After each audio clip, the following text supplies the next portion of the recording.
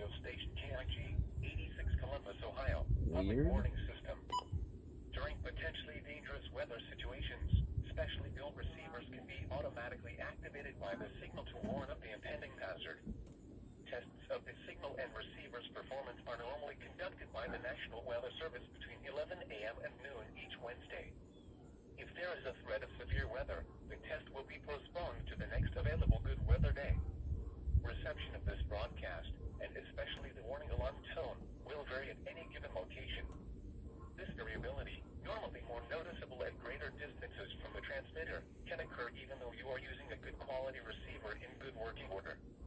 The warning alarm tone will be activated for hazardous watches and warnings for the following counties: Champaign, Clark, Delaware, Fairfield, Fayette, Franklin, Greene, Hocking, Knox, Licking, Madison, Marion, Marl, Muskingum, Perry, Pickaway, and Union. This concludes the weekly test of weather radio station KIG 86 Columbus, Ohio.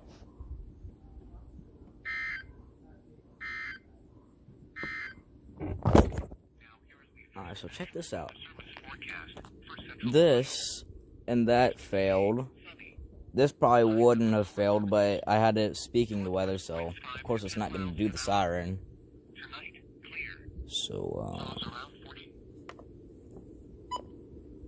no sound. I see why people don't like WR100s. Well, that kind of sucks. So that and that are the only ones that went off. That one technically did, since, I mean, it did the EAS tones and stuff. Well, that sucks. I'll have to find out what's wrong with especially this one, since I've got weekly tests turned on, so I don't know why it would do that.